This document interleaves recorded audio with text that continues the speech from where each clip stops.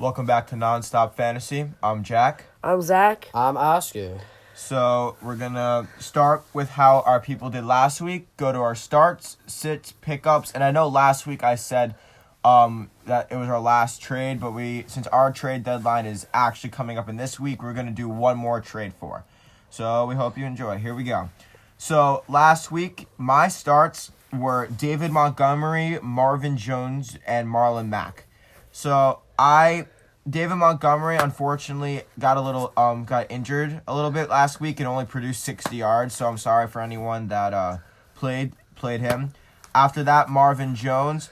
My reason for Marvin Jones was because I thought with Jeff Driscoll and Kenny Golladay would have not such a good game, but turned out he had a better game. But he still had a very productive 5 receptions, 77 yards in a PPR league. That's 12.7 points. So he did all right.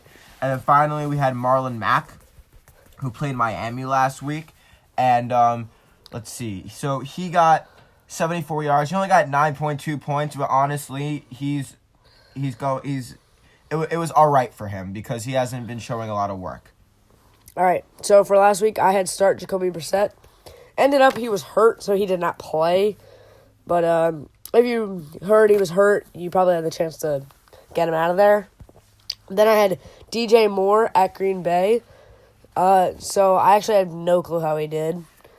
If anybody wants to check on that I'll for check me. that. DJ Moore actually did really well. He had 9 receptions for 120 yards against Green Bay, so Nice. Good job for that. And then I had Golden Tate at the Jets. He had 24 or something like that, maybe more. Golden Tate went off close, 23.5. He had 4 receptions, 95 yards, and 2 touchdowns against the Jets. And for me, I said start Kyler Murray last week, and Kyler last week got 324 yards, 3 touchdowns, and an interception. In a PPR league, that's 26.8 points, so very solid performance. I also said start Emmanuel Sanders, but he got hurt in the middle of the game, so he only got 4.4 points, and he got 2 catches for 24 yards. But clearly, it looked like he was going to be going on for a very productive game. Very productive, which is annoying because he got hurt. And on to the sits from last week. So, for my sits, I had Jarvis Landry. I believe he actually did very well. Against Buffalo, yeah, he had 9 receptions, 97 yards, and a touchdown.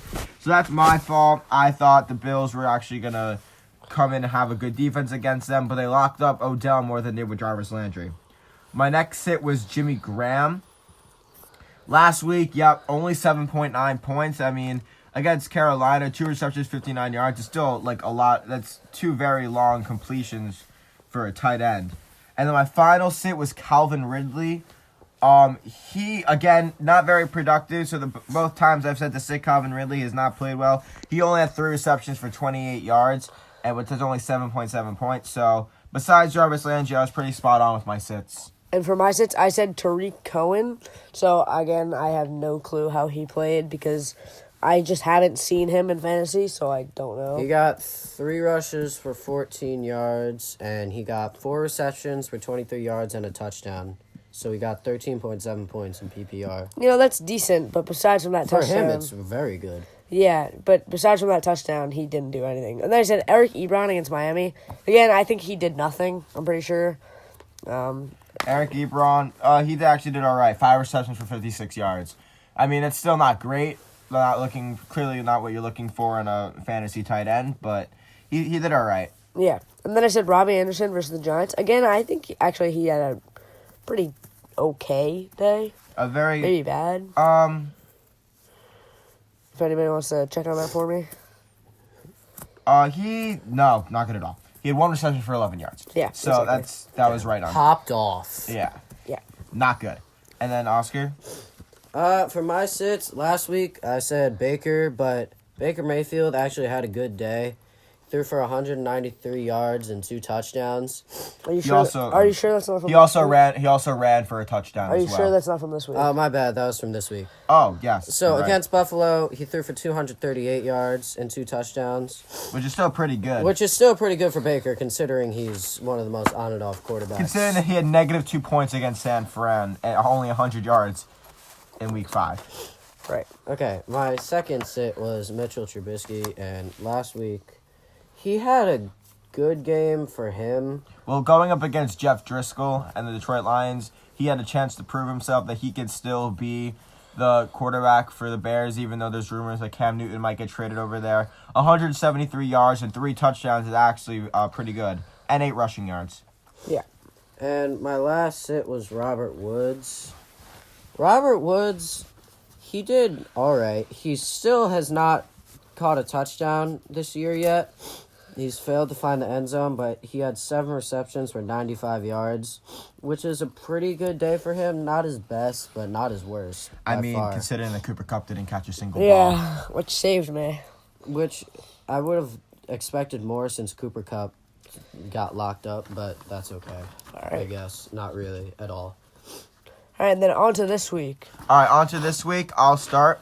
So, my first start of the week is Derek Carr, who is playing the Cincinnati Bengals.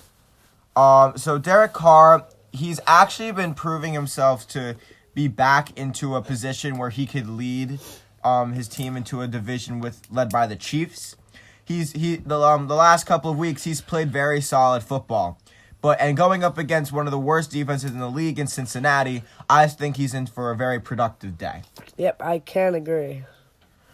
My second start was Tevin Coleman, who was playing the Cardinals.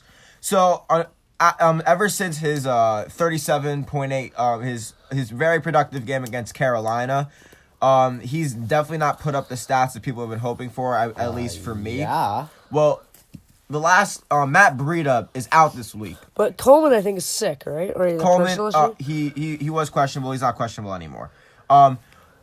With Matt Breida out again, last time that Matt Breida was out, that was when Tevin Coleman had his big game. And going up against the Cardinals again, but now in San Fran, I think he's in for a good game because he'll be like the number 1 back fully at that time. Yeah, it looks like he might have a big day. My final start is Brian Hill. So a lot of people probably are wondering who Brian Hill even is. Well, he's the 3rd string running back on the Atlanta Falcons. But Devontae Freeman's hurt and Ito Smith is hurt. And against New Orleans, he actually had 61 yards, 10 receptions, It's pretty good. 10 receiving yards, sorry. A reception and a touchdown reception. Going up against Carolina, again, I said earlier that Tevin Coleman's big game was against Carolina because their defense is the bottom 6 in the league. I think Brian Hill is a receiving back, but he'll probably be running the ball more because he is basically their only running back there. All right, on to my starts. I have the Raiders defense versus Cincinnati. Pretty much anybody you play against Cincinnati for defensive-wise is just going to put up good numbers. Last week, I picked up Ravens defense against Cincinnati, 23 points in our PPR league. So I think the Raiders defense is just a clear choice here. I definitely agree with this. I mean, they played the Chargers on Thursday night last week. They had 3 interceptions and a touchdown, and that was against Phillip Rivers, who's a very good quarterback in our league. So just imagine what he's going to do with Ryan Finley. Yeah. Then next I have Devin Singletary at Miami. I mentioned Singletary last week as, probably if it ain't broke, don't fix it. And right now it looks like he's definitely their number 1 back, probably. He looks better than Gore, so I would say Singletary's going to have another probably pretty decent game. I definitely agree. Frank Gore is slowing down. It's looking like he might retire soon. Yeah. And then I have Jamison Crowder at Washington. Crowder's clearly the number 1 wide receiver for the Jets. He's obviously Darnold's first target on every passing play, and so Crowder against another probably terrible defense is going to have another big game. Yeah, against Miami and the Giants, he's put up over 15 points, and those are 2 bad defenses, and just going to keep it going against Washington again. Yeah.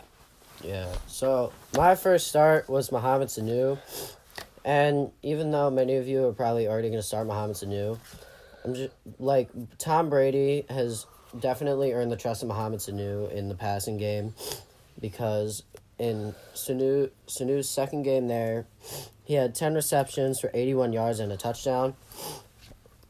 And that was going into his bye week. So coming out of this bye week, going up against the Philly defense, obviously not a great defense. So I think he'll definitely have a good game. I wouldn't expect 30 points out of him. I would expect maybe 20. Another thing about Mohamed Sanu is he may not get a long balls thrown to him, but he plays a slot, so like every other throwing it's probably going to go to him. I mean, he had 10 receptions, 81 yards, and a touchdown against Baltimore's defense a couple of weeks ago. So yeah. Okay, my second start is Austin Eckler. I say start Eckler because he's playing Kansas City, and Kansas City is not. Their defense is just Not very good. Their passing defense. it's just disappointing. And with Eckler becoming their passing back, looks like he could have another big game. Yeah. Their passing defense is not great, and I definitely agree with that. And also, even though with Melvin Gordon coming back, he's still put up at least 10 points every single time since Melvin Gordon's come back. So he'd be a good flex option, maybe a running back 2 option, depending on the availability in your league. And my last start is Jared Cook because one of you is probably gonna disagree with this, but I said Jared Cook because he's playing Tampa Bay, and the Tampa Bay defense, they have trouble figuring out how to defend passes. So I say Jared Cook's going to be in for a good game. His last 3 games, he had 2 good games before he got injured for a couple weeks. He had 14 points, then 12 points in weeks 5 and 6. He was out week 7 and 8. Then he went into a bye week 9, and then came back week 10 and had 13.4 points. And in week 5, he also played Tampa Bay, and he got 14 points, so I think he'll be in for a good game again. I agree with this pick. Going up against Tampa Bay, they are ranked the worst passing defense. And they're going up against the Saints, who are definitely a top 5 offense in this league. He is definitely a safe bet for you to play if you have him, in my opinion. Okay, and on to our sits for this week. All right, so my first sit is Jordan Howard. So Jordan Howard, I think we could say that he has solidified himself as the starting running back over there. He's questionable. He is questionable, and they're playing New England's defense, the number 1 defense in the league. They lost Darren Sproles, and but didn't they just sign Jay Ajayi? Yeah, exactly. They signed Jay Ajayi back, which means that I think that his production is going to go down a little bit with another running back there. Most likely. My second sit is Christian Kirk. Whoever played Christian Kirk last week is probably very happy with themselves. He had 6 receptions, 138 yards, and 3 touchdowns. So, yeah, that's really good. But now, going up against San Francisco's defense, I think Christian Kirk is becoming more and more the number 1 wide receiver. Even though I love Larry Fitzgerald, he is getting old. He's still really good, but I still think Christian Kirk has now solidified himself as the number 1 receiver, which is why San Francisco's focus in the passing offense is going to be more of Christian Kirk, and San Francisco's defense is really good, which is why I think he's a sit. And my final one is Sammy Watkins. So Sammy Watkins this week is playing the Chargers, and I think that besides his first week, he really has not put up an amazing stat line. And again, they had Patrick Mahomes, but Mecole Hardman has now come out of nowhere and is really acting like the number 2 wide receiver over there. Because Mahomes loves finding him, Tyreek Hill, and Travis Kelce, which is why I think Sammy Watkins is taking a back seat in that lineup. Yeah. So for my sits, I have Zach Pascal versus Jacksonville. And, I said pick up Pascal last week, but I actually just dropped him. I don't know about his production. Jack Doyle, he's the number 1 tight end over there, is looking like he's going to get a lot of the receptions. So Pascal's just not looking like a viable option. Against Jacksonville's defense, which is pretty good. Yes, he had a couple of good stat lines. But you honestly, I in another sense, you could, I think, rely on him in some sort of flex this week with, I think T.Y. Hilton is still out, which still solidifies himself as the number 1 receiver. I kind of disagree with Zach. Here's why. T.Y. Hilton's still out. Because T.Y. Hilton's still out, so that means the receiving core. They're not going to have their number one receiver and who they run this offense through. So they're going to have to look for other guys in this passing game to really get this passing game going. And yes, you're not going to expect a 27-point game out of Zach Pascal, but if you need somebody to start in your flex spot, I would put him there because I think he'll get you 10 points. Just something to really give you a little boost in your matchup. I agree. So for my second sit, I have Larry Fitzgerald. Speaking on Larry Fitz, yeah, clearly Kirk is looking like he's the number one wide receiver over there. Fitzgerald's old, and he's still really good, but he's just really not it. And against San Francisco, is not a person I would even think about playing. Even though he's 95 years old, he made a great catch last week, I and it saw was that, beautiful. Yeah. Then for my last sit, again, 2 weeks in a row, Robbie Anderson at Washington. He's not getting the looks that he used to get before Crowder was on the Jets. So Anderson I would say is a sit. Only one reception last week, I think. Mm-hmm. So Yeah, against a Giants defense, no less. So, yeah, I definitely agree with that. yeah. So I wouldn't play him. Okay. David Johnson. Okay. This guy is just a fun surprise for all of us. Remember when you traded? He is an emotional roller coaster to have on your team. And yes, I traded for him because I thought, oh, he's not going to be hurt anymore. Oh, he's going to play well. But no, Kenyon Drake decided, no, I'm going to take this offense and take it myself, and David Johnson, you could just leave. The guy had 5 attempts rushing last week and gained 2 yards and fumbled. How could you be that bad at running when before you got hurt, you were amazing. You were I'm so happy I traded him to you. destroying everybody. You only had one bad game, and then you got hurt, and all of a sudden you can't play football anymore? It just makes me emotionally mad. Anyway. And then think about this. He traded Kareem Hunt and Gerald Everett for David Johnson to me, and I'm laughing my butt off the whole way. So he laughed so hard that he forgot to start Kareem. Oh, yeah. Yeah, I definitely agree with that. After week 6, it's just his production went down. Yeah, David Johnson. And he's projected 9 points. A whopping 9 points. Yeah. Just fantastic. Anyway, my second sit is LaShawn McCoy. Damian Williams is the starting running back on the Chiefs. I don't know about that one. But he pretty much is. He's, I guarantee, they're either sharing 50-50 or Damian Williams is on the field just a little bit more. LaShawn McCoy, yes, he's a good running back. No one's saying he's not. But he's not who he used to be. He's not, making people break their ankles in half trying to tackle him. He's just not putting up good numbers. And I would not trust him to put in a running back spot. Especially even with a flex spot is a risk. Especially with them actually resting him, not playing him last week for load management. Sounds like it's the NBA, for God's sakes. Yeah, I wouldn't trust LaShawn McCoy. I definitely agree with this as well. Not being on the Bills really has decreased his production. He just has not been playing well. And my last sit is the Lions defense because they are playing the Cowboys. And I think since they're playing the Cowboys, Zeke's going to have a day, Amari's going to have a day, everyone's going to have an amazing day. Amari, saved me last week.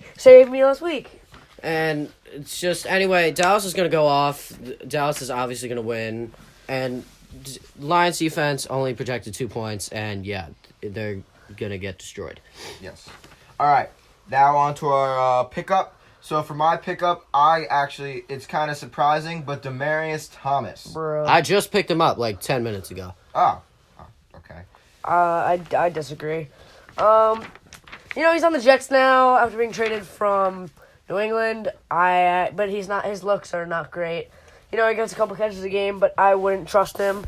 Maybe you need a flex for a week or two. Yeah, but if your team sucks like mine does, then it'll be good. Look, they're going up against Washington, and he's playing a lot of snaps for that team. I wouldn't be surprised if he had a pretty decent game this week. All right, and for my pickup, I have Jimmy Garoppolo. He's 36% available in the ESPN leagues. I think against Arizona this week, he could have a pretty decent game. I mean, last time he had 317 yards and 4 touchdowns, so yes, he might be able to pull that off exactly. again. Whoa. Big boy Jimmy. Anyway, my waiver pickup is Baker. Yes, I trashed him last week, but if you need a quarterback, like... Pronto. If your quarterback got hurt and you need a quarterback pronto... Like for next week, if you have Patrick Mahomes, he's on a bye. Baker Mayfield might be your guy. Yeah, I mean, Oh my God. next... Bye, Baker, your guy. I mean, next week, I'll look who he's playing next week. Next week he's playing Miami. So, definitely, if you need a quarterback or the quarterback you have is not good, definitely get Baker because he'll have a good game. Yes, I agree. All right, for our final segment is our trade for. This I know I said it last week, but this week is actually our final trade for. Yeah, with trade deadlines coming up, ours is on the 20th of November. We think we should just do one more, maybe a last-ditch effort to get a good guy. Yeah. So, for me, is Cortland Sutton. Look, with definitely Emmanuel Sanders gone, Cortland Sutton has progressed amazingly. He's been putting up over 10 points each week except for one, and that was only in week 2. I just think that if you're looking for a guy to take you to the end that's trying to put up very solid points each week, he is your guy. In a flex spot, I would not trust him if you have a really good team, I would not put him in a wide He's a very receiver spot. consistent player. Yeah. You don't have to hope that he has like 1 point or 1,000. It's a concept like bet. 14 to 17. Yeah, it's a very safe bet for you. So Yeah. mine is Josh Jacobs. I drafted him, I think, in the 2nd or 3rd, maybe 4th round this year. And he's been good, decent, and now he's going to be outstanding. He's been putting up like 18 each week now. 16, he's averaging like 17 points. You know, I think that if you need a running back fast, Oscar tried to trade for him to me. I said no because I think there's no way I would trade him. But, you know, if you really need a running back fast, he said last-ditch effort, and I think you could probably get him for a good price. And his schedule towards the end of the season looking very productive for him. Yeah. All right, my trade for is DJ Chark because if you need a wide receiver and Like a good flex player. let's put it this way: if you have Adam Thielen, the amazing, fabulous gal he is, and he just decides to be hurt every week, I would trade for DJ Chark because DJ Chark actually puts up good numbers and actually wants to play and doesn't get hurt every week like Adam Thielen, being annoying. Yes, I definitely agree with that as well. Yeah, I do. Jack has DJ Chark, and the first week he got him, he gave him like 20 points. So I it was got annoying. 200 points that week. Yeah. I got 200 points that week. I'm still catching up to you, and I'm coming for that playoff spot. Yeah, no playoff spot for you. But anyway. All right, thank you guys for listening. This week, it is a week 11? Yes, week 11. Jeez, we are already on We're- week 11 in this Yeah. year. Making me sad. But thank you guys for listening. It doesn't matter because the Patriots are still going to win the Super Bowl. Yeah, True. please like, subscribe, everything on our YouTube channel, and see ya. See ya.